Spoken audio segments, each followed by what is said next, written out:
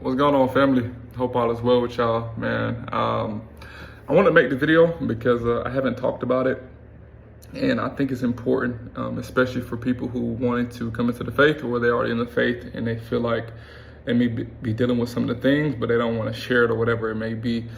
So just a little background. I got baptized last year in October, and man, it was one of the best decisions I ever made in my life.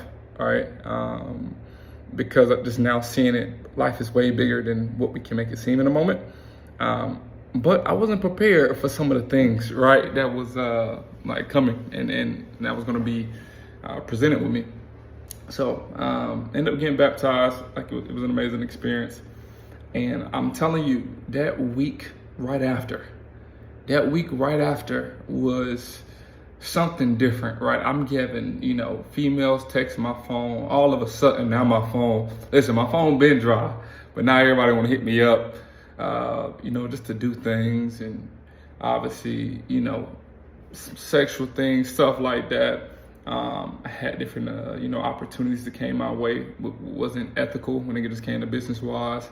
I just started to see a lot more stuff, hear a lot more things, and it just felt like I was just being consistently presented with another opportunity to sin.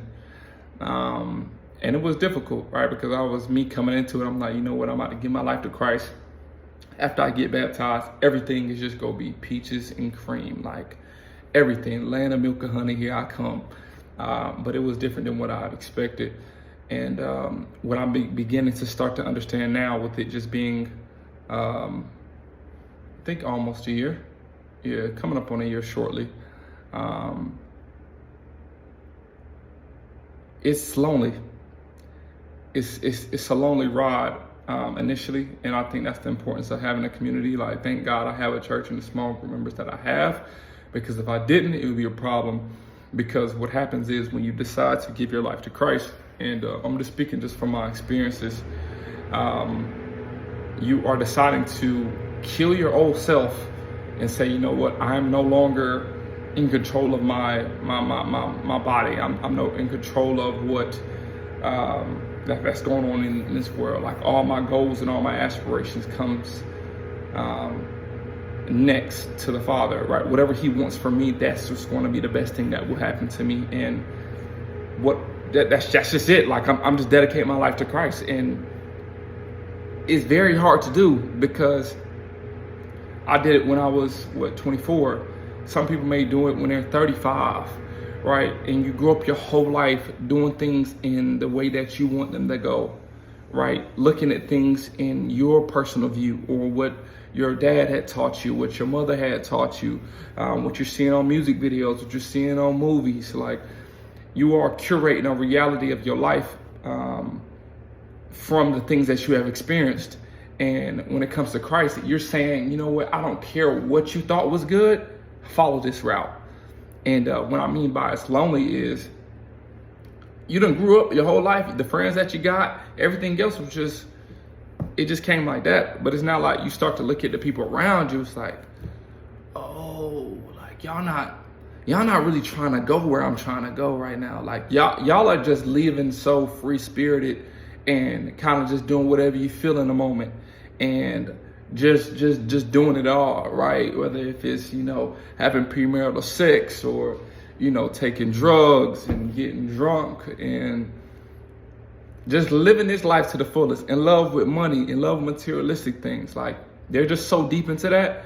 And when you're going for Christ, all that stuff doesn't matter to you anymore. So it's just like, when you hang around these people, it's like, bro, like, what are y'all even talking about? Like, nah, that's not it. You know what I mean? Like, that's not what I depicted my life to be.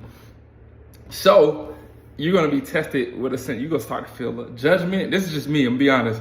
Like, I started to find myself being judgmental of those, right? But you got to forgive those people because they just don't know, right?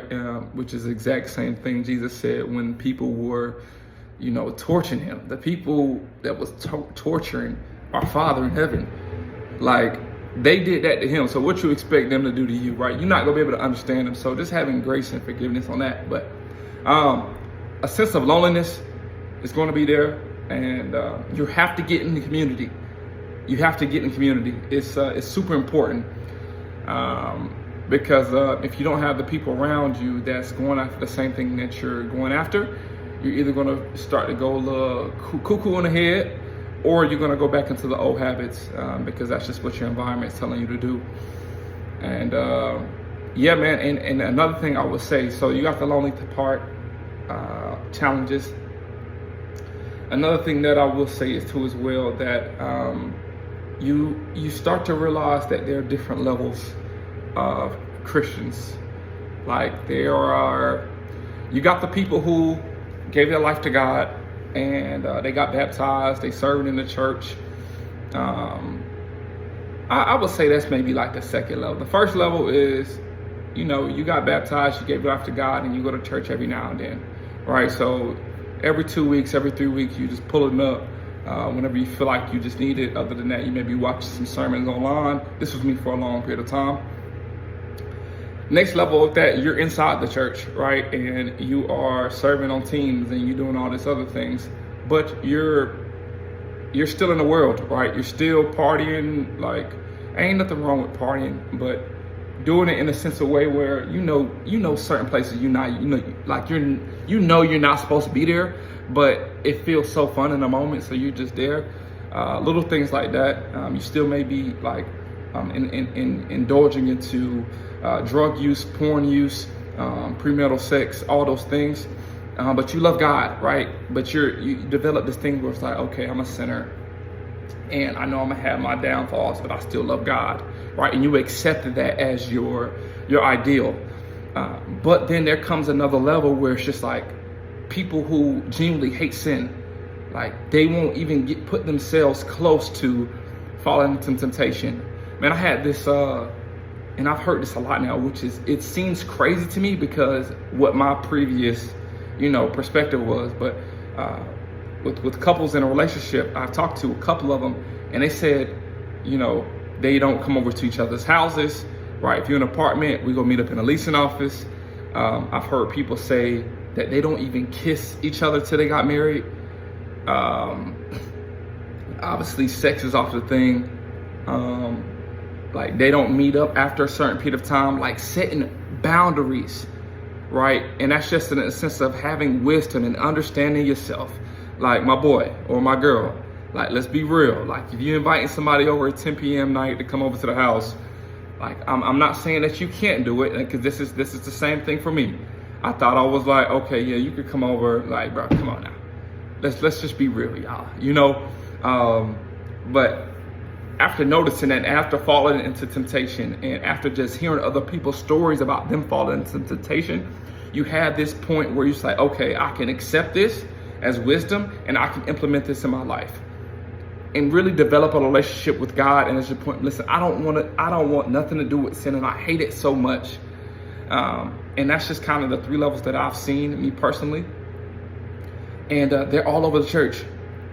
They're all over the church. And this allowed me to adapt this. Another realization that helped me out a lot is not putting a pastor on a pedestal, because they're all human, right? They all sin, all right? We are all human, all right? Like, people do things all the time that's not ideal. So removing the pedestal, nobody should be on a pedestal but Jesus. And man, as well, just understanding that, like, those are different levels, and you're going to have different friend groups in the church too as well. And then too as well, everybody who's in the church is not, like, I just explained those 3 levels. This is something I had to figure out, and I'm just blurting it out for you guys. People still enjoy sin. The church is filled with sin, so I think as you just navigating this journey of you're finding yourself, you're reading the scriptures for yourself, you're getting your own understanding of the scriptures, not just taking what a pastor said and just living that as your life. No, you developing a real relationship with your Father. Like, you really reading the passages, you really wrestling with God on certain topics that may not feel good for you. It's super powerful, man. So I got a lot more to say on this. This is kind of some of the things that came up in my head right now. But man, I'm praying for you. I'm wishing the best for you on this journey. And I pray that you don't allow somebody else's sin or somebody else's downfall to ruin your relationship with your Father, because you can never put your faith in man. Never can put your trust in man at all. So develop the relationship with your Father, man. I'm praying I'm wishing the best for you, and just to keep on going, continue to learn Him on different levels, and continue to just to spread the gospel, man. Because with Jesus, man, it's a peace that I've never felt before. That's another. I'm gonna end that. I'm gonna end the video out on that. When I have God in my life, it's peace that I couldn't feel. Like I got my dream car. I had a business that's done very well. But I have never felt no peace until I accept Jesus as my Lord and Savior. Because I don't need anything. I don't need a external thing to make me feel whole, right? It just comes from my Father. So, yeah, man, I hope this video helps y'all, man. If y'all want me to dive a little bit more to any other topics, just let me know. But if not, no worries. I'll lay y'all to death, man. God bless you. Catch y'all for the next one. Go on.